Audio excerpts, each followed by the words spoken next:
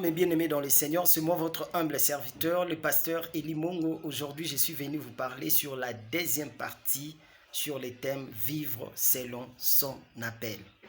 Si nous lisons la Bible dans Hébreux 11, 24, la Bible nous parle de l'histoire de Moïse. Moïse, devenu grand, refusa d'être appelé le fils de la fille de Pharaon. Il a aimé de vivre dans la souffrance avec sa famille qu'avec la jouissance ou la richesse de l'Égypte. Ma soeur, mon frère, c'est l'appel de Dieu. Si nous lisons la Bible d'Exode 1d, vous allez comprendre comment Pharaon a cherché à détruire Moïse, parce qu'il connaissait déjà la prophétie.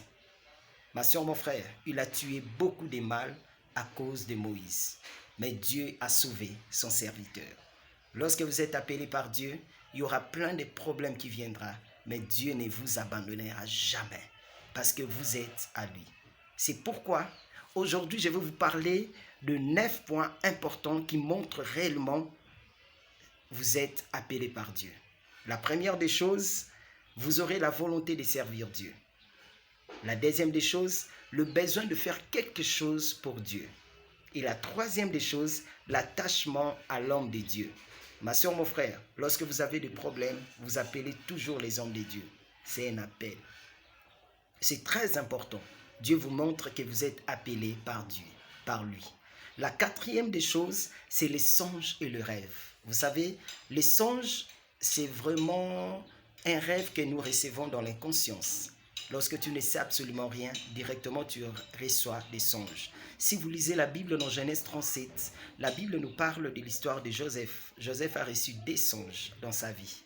C'est ce qui a fait qu'un jour, il soit un grand homme. Jusqu'aujourd'hui, nous parlons de Joseph. Ma soeur, mon frère, quels sont vos rêves? Quels sont vos songes plutôt?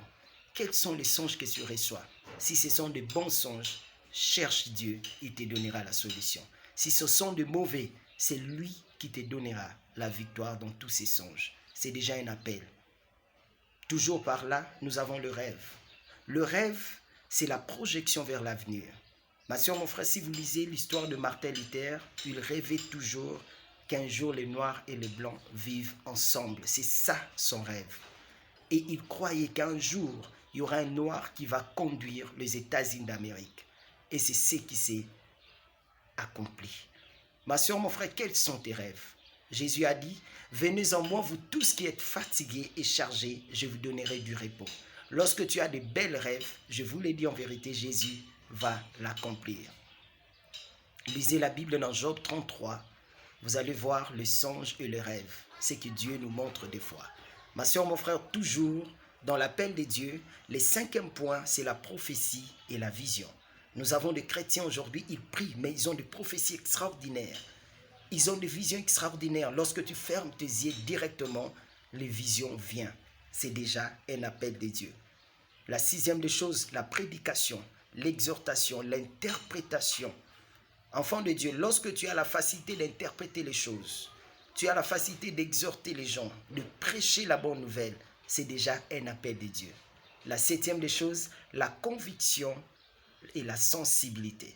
Nous avons des gens, ils ont des convictions extraordinaires. Tu as un cœur extraordinaire. Lorsque tu sens dans ton cœur quelque chose qui monte, tu le fais directement, il y a des résultats. Ça montre que tu as l'appel de Dieu. Tu es sensible à la parole du Seigneur. Comme je prêche là, il y a des gens qui sont touchés à cette parole. Peut-être de soutenir cette œuvre. La sensibilité que tu as va t'amener loin.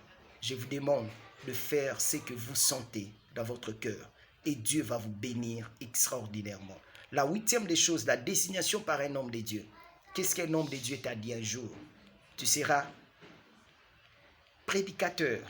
Peut-être aujourd'hui tu es intercesseur parce que c'est un homme de Dieu qui t'a désigné à être intercesseur. Aujourd'hui tu es partenaire. Ma soeur, mon frère, soutenir l'œuvre du Seigneur, ça va t'aider un jour de vivre quelque chose de bon et de te découvrir. Parce que c'est déjà l'appel de Dieu. La neuvième des choses, ce sont les circonstances et la vie. Tu as perdu un être cher dans ta vie. Peut-être ton père, ta mère, c'est lui qui t'aidait. Ton fiancé, ton mari. Ma soeur, mon frère, c'est déjà un appel.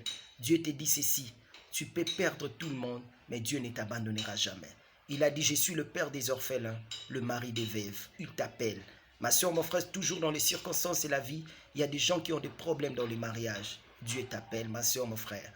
Il y a des gens aujourd'hui qui sont malades, ils sont tombés dans la faillite. Ma soeur, mon frère, la maladie, c'est aussi un appel de Dieu. Ne t'en fais pas, toi qui me suis en ces moments. Dieu est capable de te guérir. Rien n'est impossible à Dieu. Ce qui est impossible aux hommes est possible à Dieu. Peut-être c'est le divorce, les échecs de la vie, les rejets par tes frères propres, par ta famille. Tu es rejeté par beaucoup de gens. Je vous dis vrai, Dieu vous appelle. Que le Seigneur vous bénisse abondamment. Vous qui partagez ces messages, vous qui nous soutenez, soutenez-nous. Même dans le partenariat, Dieu va vous bénir. Mon numéro de téléphone, c'est plus 243 89 79 000 99. Que le Seigneur vous bénisse abondamment. C'est moi, votre humble serviteur, le pasteur Elie Mongo. Merci beaucoup. Ciao.